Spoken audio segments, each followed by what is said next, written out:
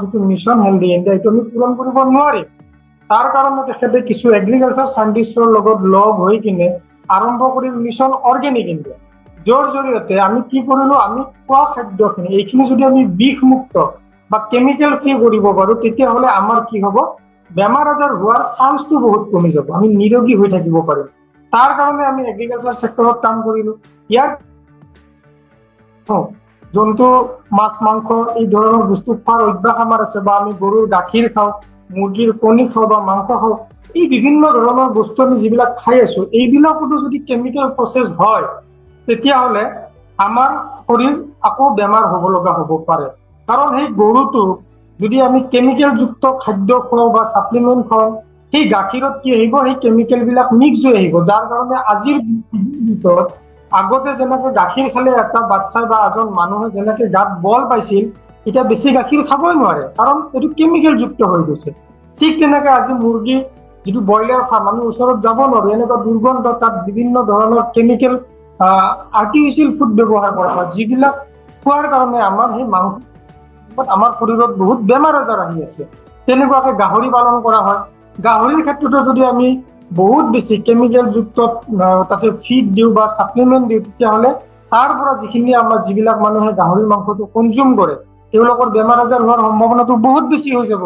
তো অভাৰঅল আমাৰ পাটিল ছাৰে এটা কথা চিন্তা কৰিল, আমি মানৱ জাতি যদি নিৰোগী হৈ থাকিব লগা হয়, আমি যে এই ডিপেণ্ডেণ্ট হৈ আছো, এই গৰু, এই গাহৰি, এই মুৰ্গী, এই গাখীৰৰ কাৰণে বা মাংসৰ কাৰণে বা কণীৰ কাৰণে, এইবিলাককো আমি কি কৰিব লাগিব, অৰ্গেনিক কৰিব লাগিব, তেওঁলোককো কম কেমিকেল যুক্ত খাদ্য আমি দিব লাগিব, যাতে এইবিলাকৰ পৰা কনজিউম কৰা যিবিলাক বস্তু আমি গ্ৰহণ কৰো বা খাওঁ, এইবিলাক যাতে কেমিকেল ফ্ৰী হয়, যাৰ জৰিয়তে আমি নিৰোগী হৈ থাকিব পাৰিম। ইয়াৰ কাৰণে আমাৰ এটা এডিশ্যন, আমাৰ এটা বিভাগ বুলি ক'ব পাৰো, এইটো হ'ল এনিমেল ফিড সাপ্লিমেন্ট। এতিয়া কিবা এটা বস্তু দিয়াৰ কাৰণে বা তেওঁলোকৰ সমস্যাসমূহ সমাধান কৰাৰ কাৰণে প্ৰথমতে আমি তেওঁলোকৰ সমস্যাবিলাক বুজাটো বহুত দৰকাৰ। ঠিক তেনেকে গৰু পালক, মানে যিবিলাকে গো পালন কৰে বা যিবিলাকে মুৰ্গী পালন কৰে বা যিবিলাকে গাহৰি পালন কৰে, এইবিলাকৰ ক্ষেত্ৰত সমস্যা কি আছে বৰ্তমান। তো প্ৰথম যিটো প্ৰধান সমস্যা, মেজৰ চেলেঞ্জ বুলি যিটো ভাবো আমি, তেতিয়াহ'লে প্ৰথম সমস্যাটো হ'ল হেল্থ ইছ্যু। মানে এই গাই গৰুৰ, এই গাহৰিৰ, এই মুৰ্গী পালক যিবিলাক আছে, তেওঁলোকে ভালদৰে জানিব যে এইবিলাকৰ খুব সঘনাই বেমাৰ আজাৰ আছে, যাৰ ফলত মেডিচিনৰ নামত, বিভিন্ন ধৰণৰ হেৰিৰ নামত, সাপ্লিমেন্টৰ নামত বহুত টকা পইচা খৰচ কৰিব লগা হয়। ইয়াৰ উপৰি কি হয়, মৰ্টেলিটিটো বহুত বেছি হৈ যায়। গাহৰি পালন কৰা সকল ব্যক্তি যিসকল আছে, তেওঁলোকে জানে যে তেওঁলোকৰ বাচ্চা যদি হয়, বাচ্চাবিলাকৰ পৰা ডাঙৰ হওঁতে বহুতকেইটা মৰিয়া যায়, গোটেইখিনি ডাঙৰ কৰিবই নোৱাৰে, এনেকুৱা বিভিন্ন ধৰণৰ হেল্থ ইছ্যু আহে। ঠিক তেনেকে আমাৰ ব্ৰইলাৰ মুৰ্গী ফাৰ্ম যিবিলাক আছে, সেই মুৰ্গী ফাৰ্ম বিলাকতো কি হয়, বিভিন্ন ধৰণৰ বেমাৰ আহি যায়। আহি যোৱাৰ ফলত বহুত কষ্ট কৰি, বহুত চোৱা চিতা পৰিপাতি কৰি ৰাখি 10-20 দিন কৰাৰ পিছত ডাঙৰ হোৱা মুৰ্গীবিলাক মৰিব আৰম্ভ কৰে, মানে মৰ্টেলিটিটো বহুত বেছি হয়, যাৰ কাৰণে সেই মুৰ্গী পালকজন বা সেই গাহৰি পালন কৰা ব্যক্তি লোকচানৰ সন্মুখীন হ'ব লগা হয়। মুঠৰ ওপৰত মেইন প্ৰব্লেম এটা, চেলেঞ্জ এটা এইটো হ'ল তেওঁলোকৰ হেল্থ ৰিলেটেড ইছ্যু। আমাৰ মানুহ যেনেকে এতিয়া সঘনাই বেমাৰ আজাৰত আক্ৰান্ত হওঁ বিভিন্ন কাৰণৰ কাৰণে, এইটো আপোনালোক আটাই জানে যে বৰ্তমান সময়ত আমি কি কি কাৰণৰ কাৰণে বহুত সঘনাই বেমাৰ আজাৰত ভুগি আছো। ঠিক তেনেকে সেই মুৰ্গীবিলাক বা সেই ব্ৰইলাৰ ফাৰ্মৰ মুৰ্গীকেইটা, নাইবা সেই গাহৰি ফাৰ্মৰ গাহৰিকেইটা, নাইবা আমাৰ ঘৰত পালন কৰা গাই গৰু বিলাকৰো খুব সঘনাই বেমাৰ আজাৰ হয়, আৰু তেওঁলোকৰ মৰ্টেলিটিটো বহুত বাঢ়ি যায়, যাৰ ফলত আমি বহুত লোকচানৰ সন্মুখীন হ'ব লগা হয়। ইয়াৰ পিছত আৰু এটা প্ৰব্লেম যে আজিকালি আমি বেছিভাগ আৰ্টিফিচিয়েল খানা, ফিড সাপ্লিমেন্ট, নাইবা আমি বিভিন্ন ধৰণৰ সাপ্লিমেন্ট প্ৰডাক্টৰ ওপৰত ডিপেণ্ডেণ্ট হওঁ। তো ইয়াৰ কষ্টিংটো সদায় বাঢ়ি আছে, যাৰ ফলত আমাৰ এটা এক্সট্ৰা কষ্ট বাঢ়ি গৈ আছে। আজি আমি কেলচিয়ামৰ কাৰণে বেলেগ এটা সাপ্লিমেন্ট দিব, আলাদা বেলেগ বেলেগ ভাইটামিনছৰ কাৰণে বেলেগ এটা আমি সাপ্লিমেন্ট দিব লগা হয়। ঠিক তেনেকে বিভিন্ন ধৰণৰ মিনাৰেলছৰ কাৰণে বেলেগ দিব লগা হয়।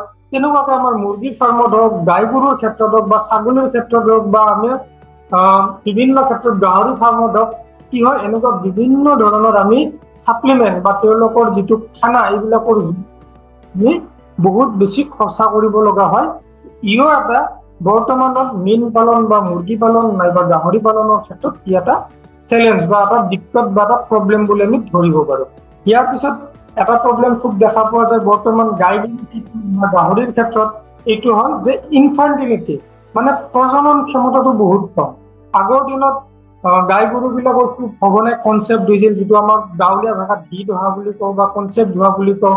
তো এটা গাই গৰুৱে 7-8টালৈকে বাচ্চা মানে পোৱালি জন্ম দিব পাৰিছিল, কিন্তু বৰ্তমান সময়ত এটা দুটা জন্ম দিয়াৰ পিছত তেওঁলোকৰ কনচেপ্ট হোৱাত প্ৰব্লেম আহি পৰে। কাৰণ বিভিন্ন ধৰণৰ খাদ্যাভ্যাসৰ পৰিৱৰ্তন, বাতাবৰণৰ পৰিৱৰ্তন, এনেকুৱা বিভিন্ন কাৰণৰ কাৰণে বিভিন্ন ধৰণৰ ষ্ট্ৰেছ, যেনেকৈ আমাৰ মানুহৰ ষ্ট্ৰেছ থাকে, বিভিন্ন ধৰণৰ মানসিক চাপ থাকে, ঠিক তেনেকৈ এই জীৱ জন্তুবিলাকৰো তেনেকুৱা ষ্ট্ৰেছ থাকে। তো এই বিভিন্ন ধৰণৰ ষ্ট্ৰেছ হওক বা বিভিন্ন এনেকুৱা আমি আৰ্টিফিচিয়েল কেমিকেল বেছ ছাপ্লিমেণ্ট খোৱাৰ অবেচিটিৰ প্ৰব্লেম হয়, যেনেকৈ আমাৰ মানুহৰ ক্ষেত্ৰত হয়। তো এনেকুৱা বিভিন্ন ধৰণৰ কাৰকৰ কাৰণে এইবিলাকৰো কি হৈছে, প্ৰজনন ক্ষমতাটো বহুত কম। আৰু গাহৰিবিলাকৰ ক্ষেত্ৰতো একে প্ৰব্লেম দেখা পোৱা যায়। বাচ্চা বহুতকেইটা জন্ম হয়, কিন্তু লাষ্টৰ পিনে জন্ম হোৱাকেইটা হয়তো বচাব নোৱাৰা হয়, বা কনচেপ্টৰ ক্ষেত্ৰতো বহুত প্ৰব্লেম আহি পৰে। তো এনেকুৱা ধৰণৰ প্ৰজনন সম্বন্ধীয় সমস্যা বহুত দেখা পোৱা যায় বৰ্তমান গো পালনৰ ক্ষেত্ৰতে হওক বা গাহৰি পালনৰ ক্ষেত্ৰতে হওক। লগতে গো পালনৰ ক্ষেত্ৰত বিশেষ এটা প্ৰব্লেম, সেইটো হ'ল গাখীৰৰ কোৱান্টিটি, মানে গাখীৰৰ পৰিমাণো কমি গৈছে আৰু গাখীৰৰ কোৱালিটিটো খুব বেয়া।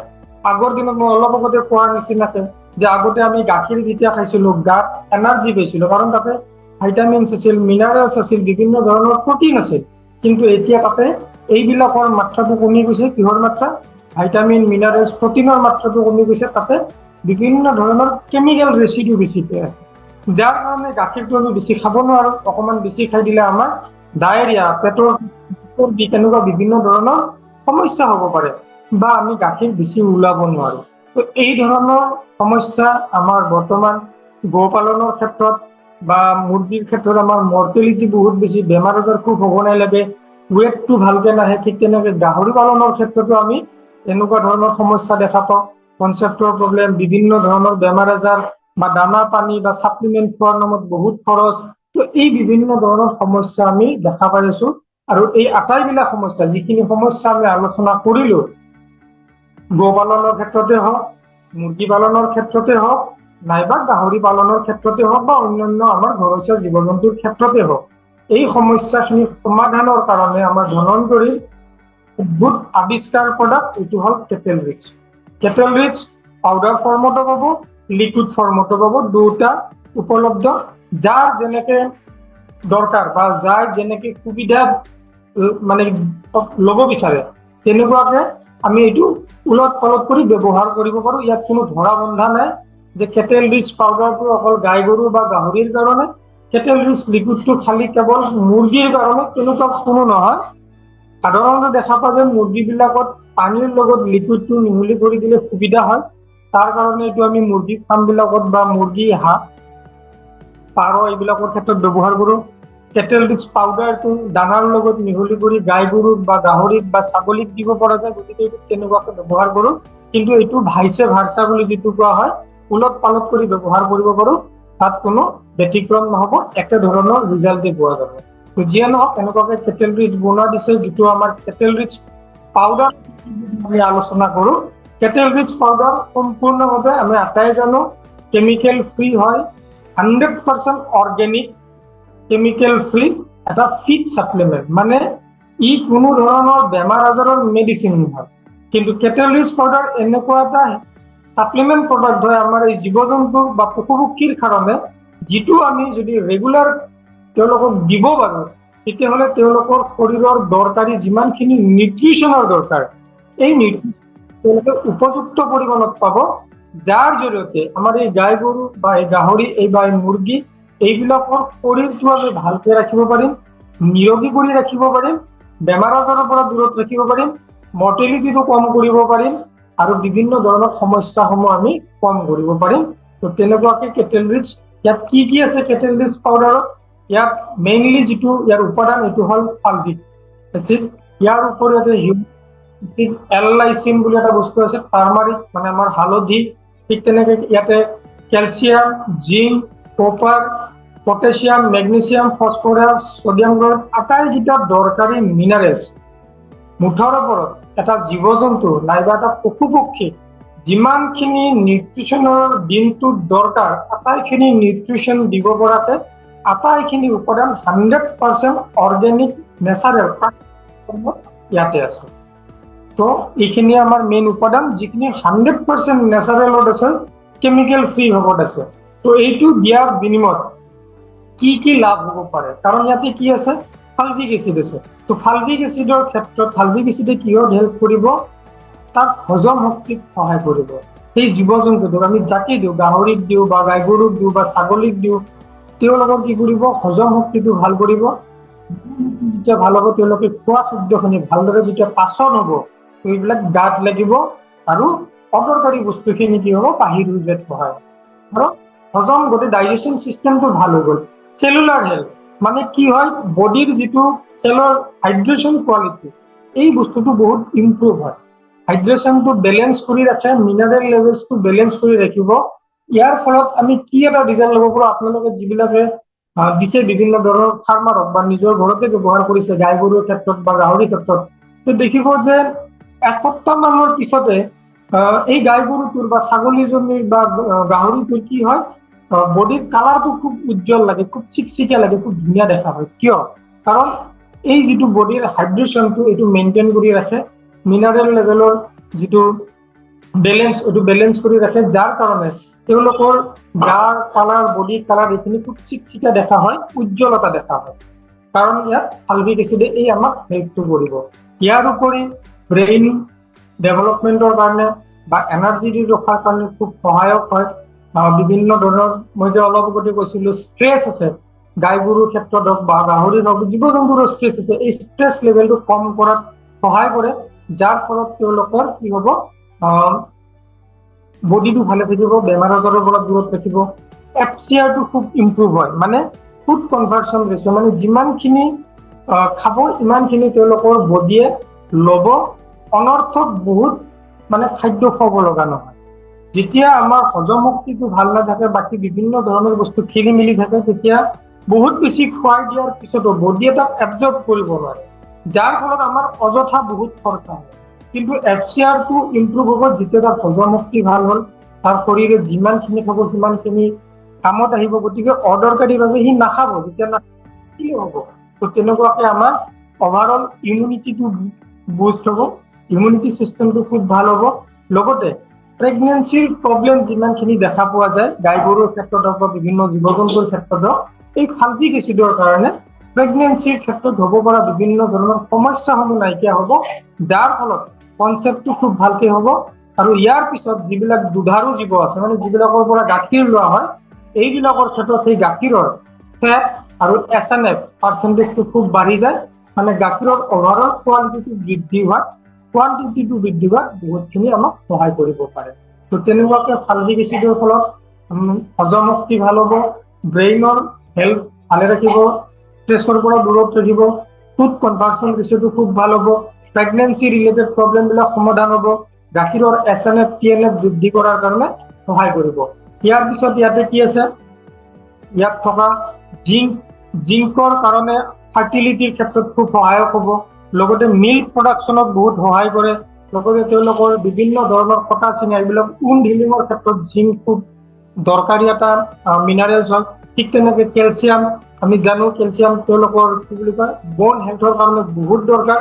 ইয়াৰ উপৰি গাখীৰ বৃদ্ধিৰ কাৰণে, মিল্ক প্ৰডাকশ্যনটো বৃদ্ধিৰ কাৰণে কেলছিয়াম খুব দৰকাৰ। কাৰণ কেলছিয়ামৰ ডেফিচিয়েঞ্চি যেতিয়া হ'ব, তেতিয়া কেলছিয়াম ডেফিচিয়েঞ্চিৰ কাৰণে মিল্ক প্ৰডাকশ্যনটো কমি যাব, লগতে বন হেল্থটো তেওঁলোকৰ বেয়া হ'ব পাৰে। কপাৰ, ছডিয়াম, পটেছিয়াম এইকেইটা মিনাৰেলছৰ কাৰণে বিভিন্ন ধৰণৰ সহায় হ'ব, যেনে ফাৰ্টিলিটিৰ ক্ষেত্ৰত আৰু ইউটেৰাছৰ ক্ষেত্ৰত, এই ধৰণৰ বিভিন্ন ধৰণৰ সমস্যাৰ পৰা আমি সহায় কৰিব পাৰিম। লগতে যেতিয়া ছডিয়াম বা প্ৰটিন এইখিনিৰ মাত্ৰাটো কমি যায়, পটেছিয়ামৰ মাত্ৰা কমি যাব, তেতিয়া কি হয়, দুৰ্বল অনুভৱ কৰে সেই জীৱ জন্তুবিলাক। তো আমাৰ পেটেল ৰিচত থকা এই ছডিয়াম বা পটেছিয়াম এইখিনিৰ জৰিয়তে এই জীৱ জন্তুখিনিৰ বডিৰ এনাৰ্জি লেভেলটো বহুত ভাল হৈ থাকিব। আৰু এইখিনিৰ অভাৱ যেতিয়া হয়, এই যে আমি মিনাৰেল এইখিনি যিখিনি পেটেল ৰিচৰ জৰিয়তে জীৱ জন্তুক দি আছো, তেতিয়া এই জীৱ জন্তুবিলাকৰ ভিতৰত এনেকুৱা বিভিন্ন ধৰণৰ ডেফিচিয়েঞ্চি দেখা পোৱা যায় বা গৰ্ভত থকা বাচ্চাবিলাকৰ এনেকুৱা আমি এবনৰ্মেলিটি দেখা পাওঁ বা গৰ্ভতে মৃত্যু হোৱাৰ সংখ্যাটো বহুত বেছি হৈ যায় যেতিয়া এই calcium, zinc, copper, sodium, potassium এই বিভিন্ন ধৰণৰ মিনাৰেলসমূহৰ ডেফিচিয়েঞ্চি হয়। তো আমাৰ কেটেল ৰিচ পাউডাৰৰ জৰিয়তে যেতিয়া সেই জীৱ জন্তুবিলাকে এই বিভিন্ন ধৰণৰ মিনাৰেলসমূহ বা অন্যান্য উপাদানসমূহ ৰেগুলাৰলি ল'ব, তেওঁলোকৰ শৰীৰত এই বিভিন্ন ধৰণৰ বেমাৰ আজাৰবিলাক নাইকিয়া হোৱাৰ লগতে গৰ্ভ অৱস্থাত বা গৰ্ভধাৰণৰ সময়ত হ'ব পৰা বিভিন্ন অসুবিধাসমূহ আমি নাইকিয়া কৰি দিব পাৰোঁ। কেটেল ৰিচ যিবিলাক ব্যক্তিয়ে ব্যৱহাৰ কৰিছে বা ব্যৱহাৰ কৰাইছে আপোনালোকে বহুত গৌৰৱেৰে ক'ব পাৰে যে কেটেল ৰিচ দি থকাৰ ফলত এই গাই গৰুটোৰ ক্ষেত্ৰত, বিশেষকৈ গৰুৰ ক্ষেত্ৰত যদি আমি ক'ব যাওঁ, কি হয় প্ৰেগনেঞ্চিটো বহুত ধুনীয়াকে হয়, ডেলিভাৰীটো আনকি নৰ্মেল হৈ যায়। মানে কি আমাৰ গাঁওবিলাকত যি ঘূৰি ফুৰে এইবিলাক তেওঁলোকৰ সহায় নোলোৱাকে ডেলিভাৰী কৰিব পৰা যায়, ইমান জবৰদস্ত ৰিজাল্ট আছে কেটেল ৰিচ পাউডাৰৰ। তো এনেকুৱাকে আমি কেটেল ৰিচৰ জৰিয়তে অভাৰঅল যদি আমি বেনিফিটটো চাব যাওঁ, তেতিয়াহ'লে মেইনলি আমি যদি মনত ৰাখিব লাগে যে হজম শক্তিটো ভাল হ'ব আৰু খাদ্যৰ পৰিমাণটো কমি যাব, কাৰণ যিখিনি খাব এইখিনি খাদ্য তেওঁলোকৰ সম্পূৰ্ণভাৱে শৰীৰে গ্ৰহণ কৰিব আৰু হজম হ'ব আৰু শৰীৰত এই নিউট্ৰিচনখিনি পাব, যাৰ কাৰণে আমি অযথা বিভিন্ন ধৰণৰ ছাপ্লিমেণ্ট বা অত্যাধিক মাত্ৰাত দানা পানী খোৱাৰ দৰকাৰ নপৰে। কম পৰিমাণত খাব, কাৰণ ভাল বস্তু খাব। তো আমাৰ হজম শক্তি ভাল হ'ব আৰু খাদ্য দিয়াৰ পৰিমাণটো আমি কমাই দিব পাৰিম। ইয়াৰ উপৰি কেটেল ৰিচ পাউডাৰ দিয়াৰ ফলত যিহেতু ডাইজেশ্যন চিষ্টেমটো ভাল হ'ল, তেওঁলোকৰ বিভিন্ন ধৰণৰ লিভাৰৰ বা ষ্টমাকৰ কাৰ্যক্ষমতাটো বাঢ়ি যায়। তাৰ ফলত কি হয়, এই গাই গৰুৰ বা গাহৰিৰ ক্ষেত্ৰতে বা মুৰ্গী ফাৰ্মৰ ক্ষেত্ৰতো আমি কি পাওঁ, তেওঁলোকৰ যিবিলাক বিষ্ঠা থাকে মানে ৱেষ্ট থাকে, তেওঁলোকৰ শৌচৰ জৰিয়তে যিখিনি বাহিৰ হয় এইখিনিৰ স্মেলটো নাইকিয়া হৈ যায়।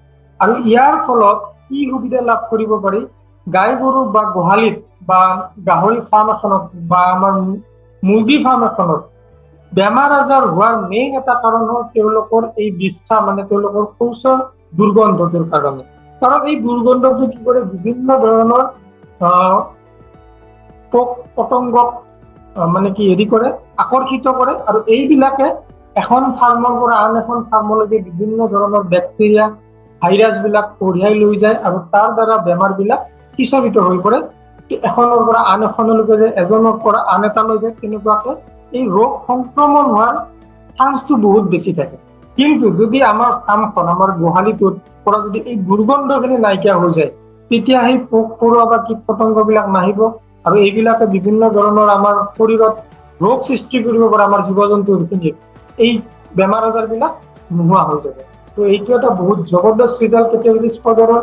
অভাৰঅল ইমিউনিটি চিষ্টেমটো ভাল হ'ব, কাৰণ নিউট্ৰিশ্যন যেতিয়া ভাল হৈ থাকিব, শৰীৰৰ ৱেষ্টখিনি ভালদৰে ওলাই যাব, হজম শক্তিটো ভাল থাকিব, সেই মানুহে হওক নাইবা অন্যান্য জীৱ জন্তু চবৰে তেওঁলোকৰ ইমিউনিটিটো ভাল হ'বই। তো এইটো আমি এটা ৰিজাল্ট ল'ব পাৰিম কেটেল ৰিচ পাউডাৰৰ জৰিয়তে।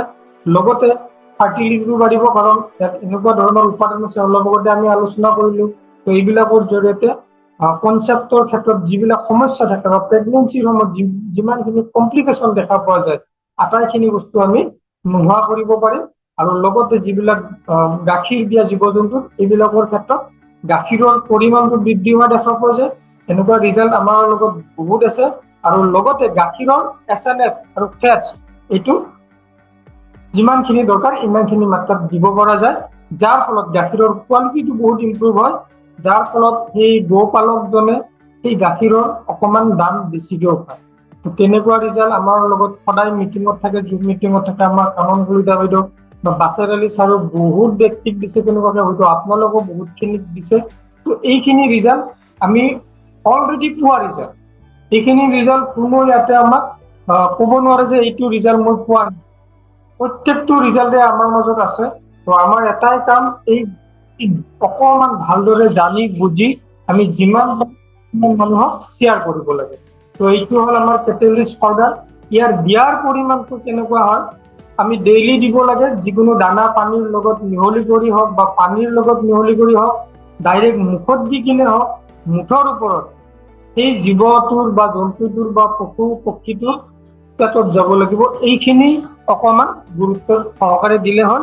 তো গাই গৰুৰ ক্ষেত্ৰত বা গাহৰিৰ ক্ষেত্ৰত 4 গ্ৰামকৈ দিব লাগে, ঠিক তেনেকে 100টা মুৰ্গীৰ পোৱালিৰ মাজত 2 গ্ৰাম দিব লাগে পাউডাৰটোৰ ক্ষেত্ৰত যদি কৈছো, আৰু ঠিক তেনেকৈ অন্যান্য জীৱ-জন্তুকো দিব পৰা যায়। ঘৰচীয়া আমাৰ যিমান জীৱ-জন্তু আছে বা আমাৰ ছাগলী হওক বা তেনেকুৱা জীৱ-জন্তুবিলাকক যদি দিওঁ 4 গ্ৰামকে দিব পৰা যায়।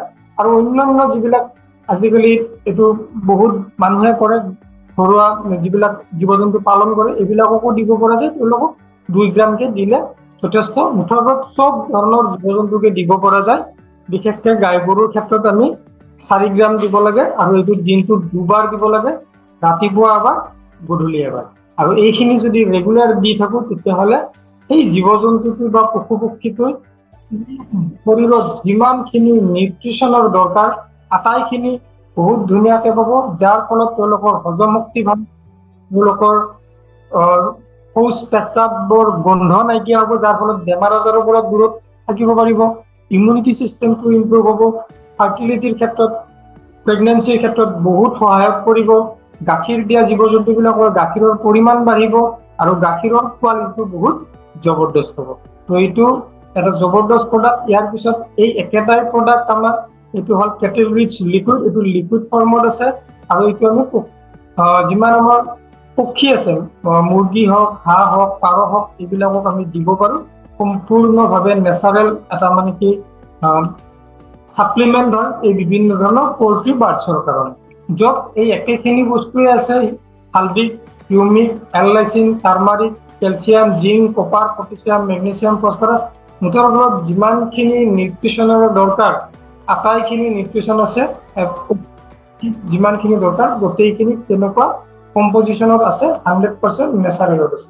তো এইটো যেতিয়া আমাৰ মুৰ্গীৰ ফাৰ্মত বা অন্যান্য ক্ষেত্ৰত আমি ব্যৱহাৰ কৰিম, তেতিয়া এইটোৰ ক্ষেত্ৰত আমাৰ কি দেখা যাব যে হজম শক্তিটো খুব ভাল হ'ব, খোৱা খাদ্যবিলাক ভালদৰে হজম হ'ব, যাৰ ফলত এই যদি আমি ব্ৰইলাৰ ফাৰ্মৰ কথাই কওঁ, সেই ব্ৰইলাৰ ফাৰ্মৰ মুৰ্গীবিলাকৰ কি হ'ব, ইমিউনিটি চিষ্টেমটো খুব ভাল হ'ব, আৰু তেওঁলোকৰ ওজনটো বঢ়াত বহুতখিনি সহায় কৰিব। নৰ্মেলি 45 দিনত যিটো ৰিজাল্ট পোৱা যায় কেটেল ৰিচ লিকুইড ব্যৱহাৰ কৰা ফাৰ্মবিলাকত, 45 দিনত পোৱা ৰিজাল্টটো আমি প্ৰায় 33 দিন 35 দিনৰ ভিতৰত দিব পাৰোঁ, 33-35 ডেজৰ ভিতৰত দিব পাৰোঁ। মানে 10-12 দিন আমি এডভান্স কৰাই দিব পাৰোঁ ৱেটৰ ক্ষেত্ৰত। ঠিক তেনেকৈ মৰ্টেলিটিটো বহুত নীল হ'ব, প্ৰায় হ'ব পাৰি বহুত কমি যাব মৰ্টেলিটিটো, আৰু লগতে অভাৰঅল গ্ৰোথ পাব, ওজনৰ ক্ষেত্ৰত হওক, চেহেৰাৰ ক্ষেত্ৰত হওক, কোৱালিটিৰ ক্ষেত্ৰত হওক, মাংসৰ কোৱালিটিটো বা টেষ্ট এইবিলাক বহুত ইম্প্ৰুভ হ'ব। অভাৰঅল বেনিফিট কৰিব পৰা গোটেইখিনি আমি কেটেল ৰিচ লিকুইডৰ জৰিয়তে দিব পাৰোঁ। 1 নম্বৰ মুৰ্গী ফাৰ্মত মেইন সমস্যাটো হ'ল মৰ্টেলিটি, আৰু কেটেল ৰিচ লিকুইড ব্যৱহাৰ কৰাৰ ফলত এইটোত সাংঘাতিক ৰিজাল্ট দিব পৰা যায়। 2 নম্বৰ মুৰ্গী ফাৰ্ম কৰা ব্যক্তিসকলৰ এটাই চিন্তা যে ওজনটো কেনেকৈ বেছি কৰিব পাৰোঁ, এইটোতো আমি বহুত সাংঘাতিক ৰিজাল্ট দিব পাৰিম। 45 দিনত পোৱা ৰিজাল্টটো যদি ডে 1ৰ পৰা ব্যৱহাৰ কৰে তেতিয়াহ'লে 33-35 ডেজৰ ভিতৰত আমি ৱেটটো দিব পাৰিম। তো এই দুটা মেজৰ প্ৰব্লেম, এই দুটা আমি কমাই দিব পাৰোঁ, লগতে অভাৰঅল যিটো কোৱালিটিটো ইম্প্ৰুভ কৰিব পৰা যায়। এইটো দিয়াৰ পদ্ধতিটো হ'ল, যদি আমি ফাৰ্মৰ মুৰ্গী বা ঘৰুৱা মুৰ্গী, লোকেল মুৰ্গী যিবিলাক আছে বা হাঁহ হওক যদি আমি দিব খোজোঁ, ডে 1 মানে বাচ্চা যদি আমি দিব লাগে, তেতিয়াহ'লে প্ৰথম দিনৰ পৰা প্ৰথম 15 দিনলৈকে 100টা মুৰ্গী পোৱালিৰ মাজত 2 ml কেটেল ৰিচ লিকুইড মিক্স কৰি কিনে খাব দিব লাগে। 15 দিন হৈ যোৱাৰ পিছত 15 দিনৰ পৰা 30 দিনলৈকে 2 ml জেগাত আমি 3 ml কৰি দিব পাৰোঁ 100টা পোৱালিৰ ভিতৰত, আৰু ঠিক তেনেকৈ 30 দিনৰ পৰা বাকী যিমান দিনলৈকে ৰাখিব পাৰোঁ তেতিয়ালৈকে আমি 4 ml 100টা পোৱালিৰ ভিতৰত দিব লাগে পানীৰ লগত মিহলাই। এইটো দিনটোত 2 বাৰ, ৰাতিপুৱা এবাৰ, গধূলি এবাৰ। তো এইখিনি আছিল আমাৰ জবৰদস্ত প্ৰডাক্ট কেটেল ৰিচ পাউডাৰ। আৰু